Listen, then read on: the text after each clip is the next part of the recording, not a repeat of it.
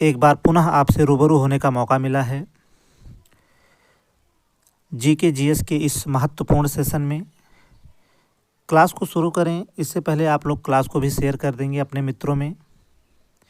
और देखिए, यह practice set specially UP TET और सुपर टेट को ध्यान में रखकर जो है बनाया गया है। इसके अलावा इसे आप किसी भी परीक्षा के लिए देख सकते हैं। आइए शुरू करेंगे। पहला क्वेश्चन देखिए आपके सामने है, एशियाटिक सोसाइटी ऑफ बंगाल की स्थापना किसने की? 4 ऑप्शन आपके सामने हैं। चार्ल्स विल्किंस ने, विलियम जोन्स ने, चार्ल्स ग्रांट ने, या फिर इनमें से कोई नहीं। पहले क्वेश्चन के लिए आप लोग उत्तर करेंगे। चलिए आप लोग ध्यान से सुनते चलेंगे। देखिए, भारतीय विद्या को पुनर्जीवित करने का प्रयास वारेन हेस्टिंग ने किया था। कैसे? 1781 में वारेन हेस्टिंग ने कलकत्ता मदरसा की स्थापना की और इसके ठीक 3 साल बाद जो है 1784 में एशियाटिक सोसाइटी की स्थापना होती है कलकत्ता में। कौन कर रहा है, किसके द्वारा? तो आपका राइट आंसर होगा विलियम जोन्स के द्वारा। राइट आंसर होगा ऑप्शन नंबर बी। यहाँ पर एशियाटिक सोसाइटी ऑफ बंगाल की स्थापना किसने की? विलियम जोन्स ने। और इसके अलावा देखिए, कालिदास की एक पुस्तक है अभिज्ञान शाकुंतलम, और गीत गोविंद जो कि जयदेव की रचना है, इसका भी अनुवाद किसने किया है? तो विलियम जोन्स ने किया है। और आपको बता दें कि एशियाटिक सोसाइटी की स्थापना 3 जगहों पर हुई है। पहला कोलकाता में 1784 में,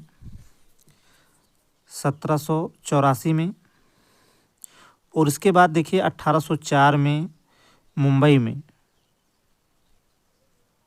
मुंबई में, और इसके अलावा देखिए 1823 में लंदन में। और देखिए 1784 कोलकाता से प्रश्न पूछा है, 1804 मुंबई से प्रश्न अब तक पूछा जा चुका है। हो सकता है 1823 लंदन से अगली बार जो है प्रश्न आपसे पूछ सकता है। इसके अलावा देखिए, आधुनिक शिक्षा का जनक भारत में चार्ल्स ग्रांट को कहा जाता है। फिलहाल आपसे पूछा था एशियाटिक सोसाइटी की स्थापना किसने की? तो राइट आंसर होगा option number B, William Jones के द्वारा। अगले क्वेश्चन पर आगे बढ़ेंगे।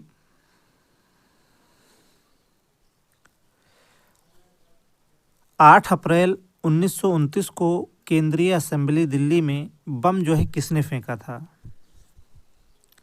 अच्छा प्रश्न है, आप लोग उत्तर करेंगे।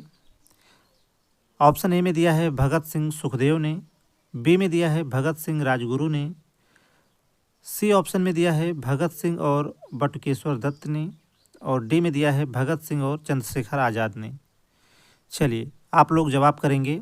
8 अप्रैल 1929 को केंद्रीय असेंबली दिल्ली में जो है बम किसने फेंका था? तो देखिए 8 अप्रैल 1929 को केंद्रीय असेंबली दिल्ली में बम किसने फेंका था? तो भगत सिंह और बटुकेश्वर दत्त ने। राइट आंसर होगा ऑप्शन नंबर सी।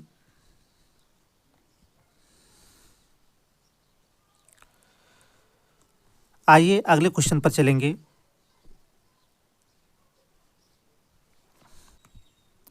पहली पुस्तक जिसका संस्कृत से अंग्रेजी में अनुवाद किया गया।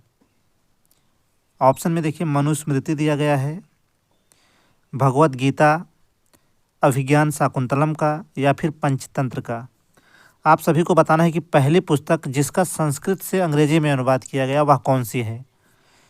देखिए मनुस्मृति नहीं होगा, क्योंकि देखिए मनुस्मृति यह जो है पर्शियन से अंग्रेजी में इसका अनुवाद किया गया। पर्शियन से अंग्रेजी में इसका अनुवाद किया गया, और अनुवाद किसने किया इसका? तो इसका अनुवाद किया नाथेलियन हॉलहेड ने। नाथेलियन हॉलहेड इसका पर्शियन से अंग्रेजी में अनुवाद किया नाथेलियन हॉलहेड ने। जबकि संस्कृत से अंग्रेजी में पूछा है तो संस्कृत से अंग्रेजी में अनुवाद किया गया भगवत गीता का। किसने किया? तो 1785 में चार्ल्स विल्किंस ने इसका अनुवाद किया। 1785 में किसने किया? चार्ल्स विल्किंस ने। जबकि देखिए सर्वाधिक भाषा में अनुवादित पुस्तक अगर कोई है तो वह है विष्णु शर्मा की पंचतंत्र। सर्वाधिक भाषा में अनुवाद किया गया है पंचतंत्र का। चलिए इसके अलावा देखिए हितोपदेश एक रचना है हितोपदेश, इसका भी अनुवाद देखिए चार्ल्स विल्किंस ने किया है 1787 में। 1785 में भगवत गीता का संस्कृत से अंग्रेजी में अनुवाद और हितोपदेश का 1787 में अनुवाद किसने किया है? तो चार्ल्स विल्किंस ने। चलिए तीसरे प्रश्न का राइट आंसर होगा option number B. Next question के क्रम में आगे बढ़ेंगे। सबसे ज्यादा क्षेत्रफल पर भू राजस्व की कौन सी व्यवस्था लागू थी?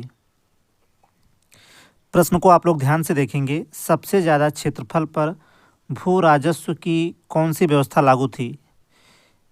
ऑप्शन ए में दिया है अस्थायी बंदोबस्त व्यवस्था, बी में दिया है रैयतवाड़ी व्यवस्था, सी में दिया है महालवाड़ी व्यवस्था और डी में दिया है इनमें से कोई नहीं।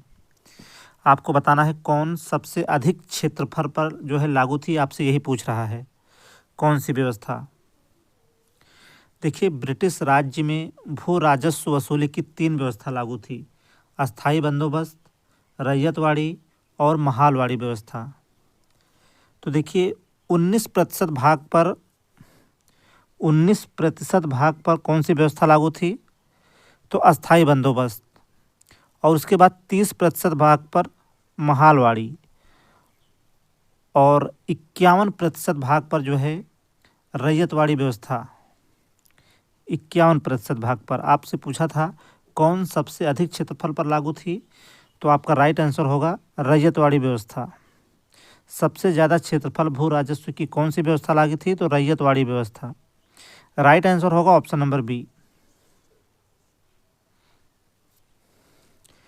अगले सवाल पर चलेंगे।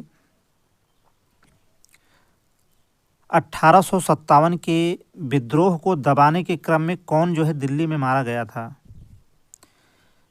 निकोलसन, हडसन, कैंपबेल या फिर नील? देखिए दिल्ली विद्रोह को दबाने का प्रयास देखिए हडसन ने किया था। देखिए ध्यान से सुनिएगा, दिल्ली विद्रोह को दबाने का प्रयास किसने किया? तो हडसन ने। लेकिन 1857 के विद्रोह को दबाने के क्रम में कौन दिल्ली में मारा गया था? तो मारा गया था निकोलसन। तो मारा निकोलसन गया था। इसके अलावा देखिए बिलोबी भी मारा गया था, जो कि दिल्ली शस्त्रागार का प्रमुख था। तो बिलोबी भी मारा गया था, बिलोबी यह भी मारा गया था। राइट आंसर होगा ऑप्शन नंबर ए यहाँ पर। और देखिए अभी हमने बताया कि दिल्ली विद्रोह को दबाने का प्रयास किसने किया था? तो हडसन ने। लेकिन मारा कौन गया? निकोलसन और बिलोबी। नेक्स्ट क्वेश्चन देखेंगे। भारत में कंपनी के व्यापारिक एकाधिकार को किस चार्टर एक्ट के माध्यम से समाप्त किया गया था? चलिए यह प्रश्न भी देखिए आपके एग्जाम में पूछा गया है। भारत में कंपनी के व्यापारिक एकाधिकार को किस चार्टर एक्ट के माध्यम से समाप्त किया गया था? 1784 चार्टर एक्ट के माध्यम से, 1813 के चार्टर एक्ट के माध्यम से, या फिर 1833 या फिर 1853 के चार्टर एक्ट से? तो देखिए भारत में कंपनी के व्यापारिक एकाधिकार को 1813 के चार्टर एक्ट से जो है समाप्त किया गया था। दूसरा ऑप्शन यहाँ पर करेक्ट होगा, ऑप्शन नंबर बी जो है राइट होगा।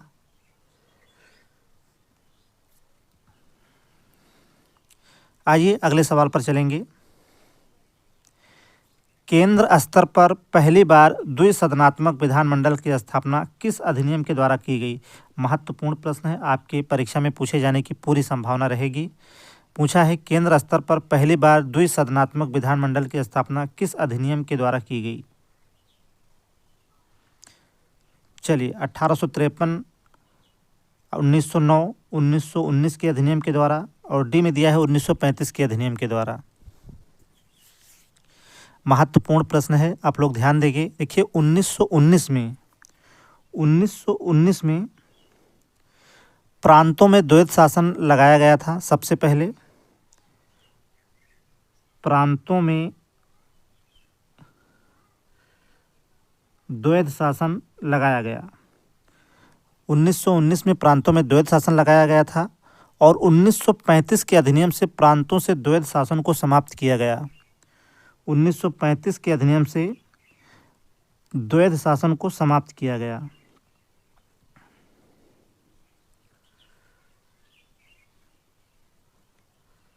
चलिए, 1935 के अधिनियम से द्वैध शासन को समाप्त किया गया और 1935 में ही केंद्र स्तर पर पहली बार द्विसदनात्मक व्यवस्था लागू की गई थी।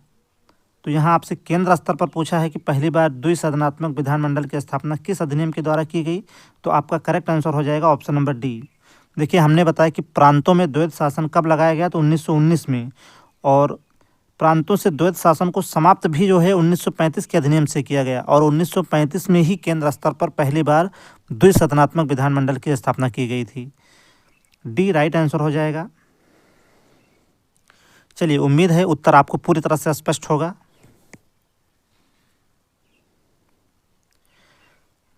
प्रश्न नंबर 8 के लिए उत्तर करेंगे आप सभी। निम्नलिखित युग्मों में से कौन सा सुमेलित नहीं है? चलिए, निम्नलिखित युग्मों में से कौन सा जो है सुमेलित नहीं है, आपसे पूछा है। ऑप्शन ए में दिया है सौर मंडल का सबसे बड़ा ग्रह क्या बृहस्पति है। बी में दिया है सौर मंडल का सबसे छोटा ग्रह क्या बुध है। सी ऑप्शन में दिया है सौर मंडल का सर्वाधिक चमकीला ग्रह शुक्र है। और डी ऑप्शन में दिया है सौर मंडल का मंदतम गति वाला ग्रह क्या मंगल है। अच्छा क्वेश्चन है, आप लोग उत्तर करेंगे। और जिन साथियों ने देखिए अभी तक चैनल को सब्सक्राइब नहीं किया है, आप सभी चैनल को सब्सक्राइब अवश्य करें और ज़्यादा से ज़्यादा आप अपने मित्रों में भी क्लास को ज़रूर शेयर किया करें। देखिए, सौर मंडल का सबसे बड़ा ग्रह बृहस्पति ग्रह है, यह आपका बिल्कुल सही दिया हुआ है। और सौर मंडल का सबसे छोटा ग्रह भी देखिए बुध ग्रह है, बिल्कुल सही दिया है। और सौर मंडल का सर्वाधिक चमकीला ग्रह बहुत पूछता है, शुक्र ग्रह को कहा जाता है, यह भी सही है। लेकिन देखिए, सौर मंडल का मंदतम गति वाला ग्रह जो है वह मंगल है, यह गलत दिया हुआ है। आपसे यही पूछा है कि कौन सुमेलित नहीं है, इसलिए जो सही है वह आपका उत्तर नहीं होगा। राइट आंसर हो जाएगा ऑप्शन नंबर डी। यहाँ पर सौर मंडल का मंदतम गति वाला ग्रह देखिए मंगल ग्रह नहीं है बल्कि वरुण है, वरुण ग्रह है। और बता दें कि सूर्य की परिक्रमा करने में 164.8 साल लगता है, एक परिक्रमा करने में वरुण को कितना 164.8 साल लगता है। डी राइट आंसर होगा आपका। अगले क्वेश्चन पर चलेंगे। सूर्य के निकटतम ग्रह कौन सा है? आसान प्रश्न है आपके लिए। सूर्य के निकटतम ग्रह कौन सा है? बुध है, पृथ्वी है, शुक्र है या फिर प्लूटो?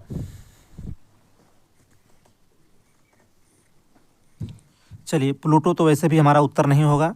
प्लूटो को देखिए 24 अगस्त, इसे देखिए 24 अगस्त 2006 को इसे बौना ग्रह में जो है शामिल किया गया।